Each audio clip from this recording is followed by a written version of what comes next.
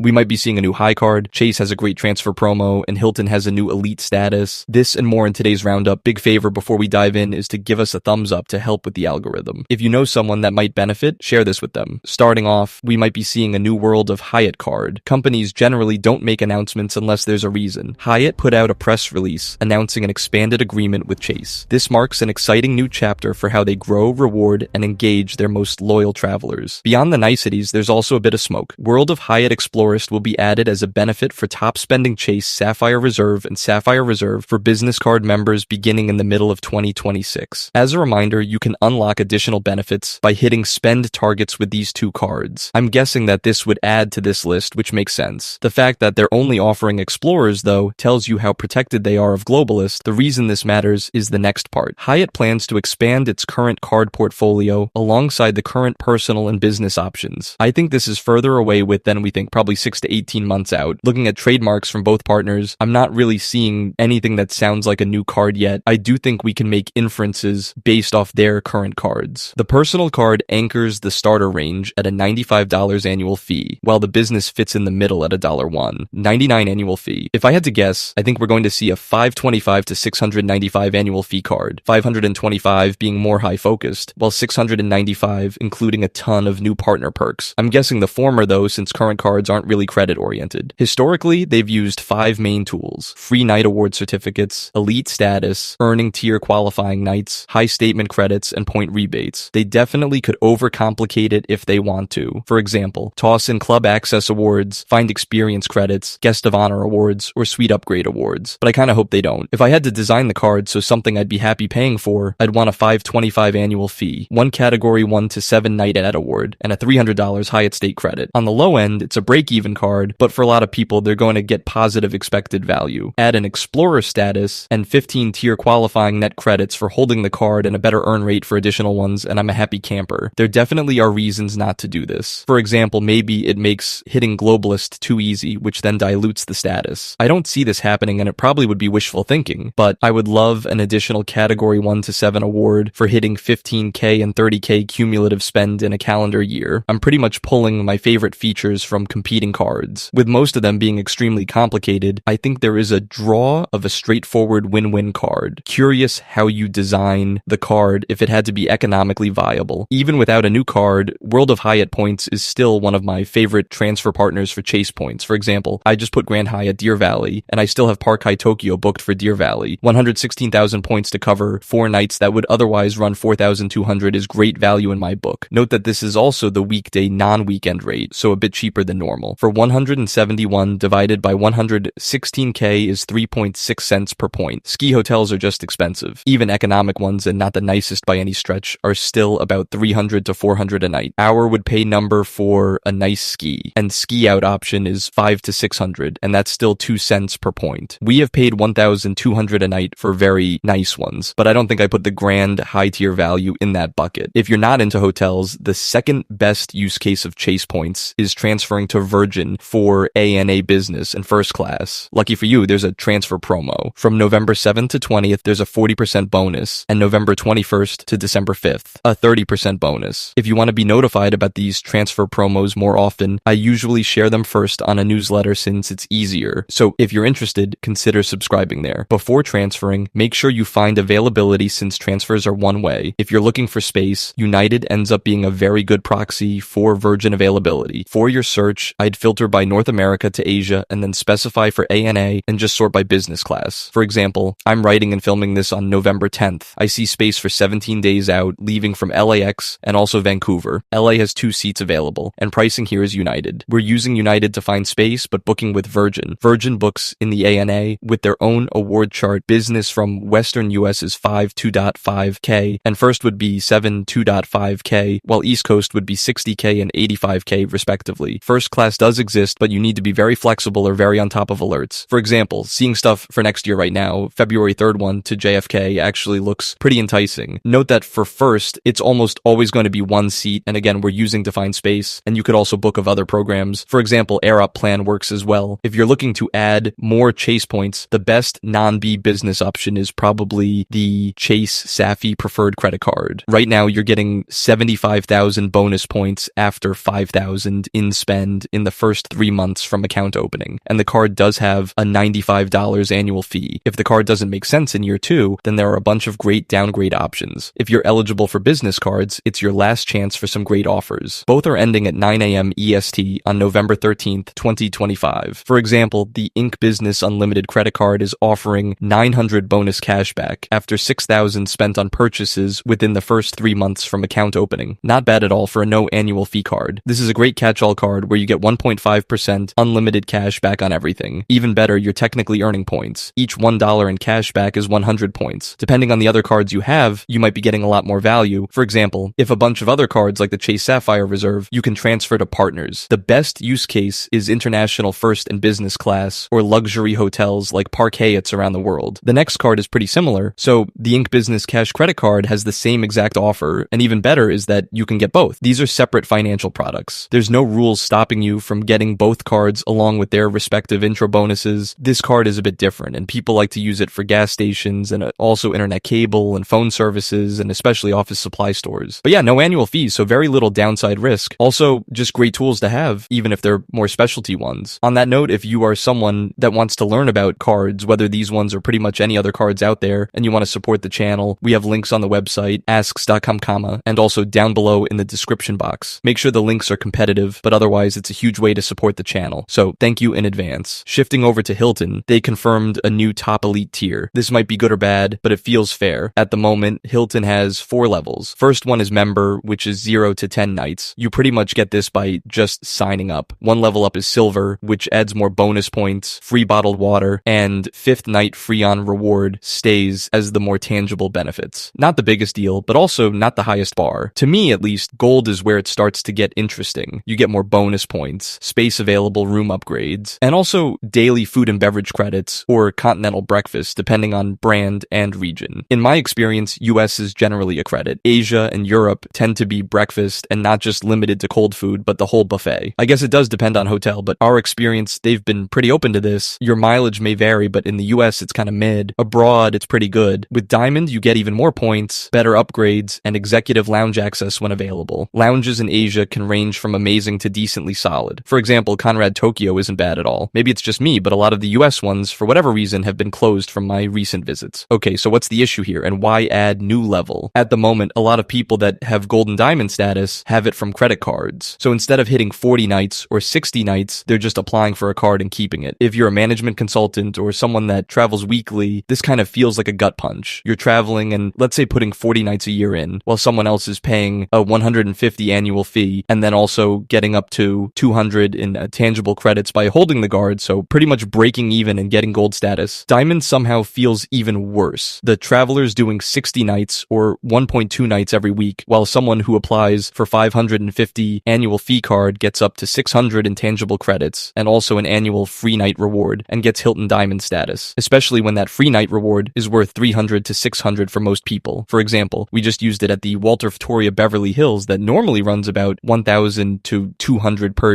For a lot of people that travel, you probably happily pay 400 to 600 for a night here. If you travel anyways, you're paying a bit more for a significantly better experience. Consider that budget options like Holiday Inn already run 200 to 300 per night. Baseline mid-level ones like Hilton's run 300 to 400, maybe 500 sometimes. Yeah. Main idea though is that Hilton Diamond status is currently very easy to get and it can pretty much be bought. The main issue is that this angers a lot of corporate travelers, the ones actually staying and spending money. If you travel for work and you're optimizing for footprint, you pretty much have 2 options, Hilton or Marriott. With Marriott, even though credit cards can give you status, the top level you can get is Platinum Elite status, which is only their mid-level. In order to hit Titanium Elite, you'd actually need to travel or do mattress runs. And then for super travelers, they're hitting Ambassador Elite. Hilton wants that audience, so they pretty much made their own version of Ambassador. In order to hit Diamond Reserve, you're going to need 80 nights or 40 stays per year and also $18,000 in USD in annual eligible spend as well. So one from the top and $18K in spend. Mapping out the top levels for the big 4 options. Only Married and Hilton would require qualifying hotel spend in a year in order to get it. The other ones can be done with stays or maybe even credit card spend. As much as I love Hyatt, it doesn't have the footprint needed for the professional business traveler. IHG is fine, but often considered a step below depending on what you're optimizing for. This is a brand new leaked status, so we don't know the exact perks yet. I do very much expect upgrade priority, and I wouldn't be surprised surprised if we see upgrade awards similar to how Marriott has NUA's nightly upgrade awards. Maybe I'm crazy, but they could probably copy the Marriott playbook and be directionally correct. There also is a very big question for Lifetime Diamond, and I think they have to offer Diamond Reserve to make it fair. If not, a lot of people are going to be angry with all of these changes. They're also lowering requirements by 30% for the other status levels. Feel free to pause, but for example, Diamond is going from 60 nights, 30 stays, or 120k base points from stays to 42,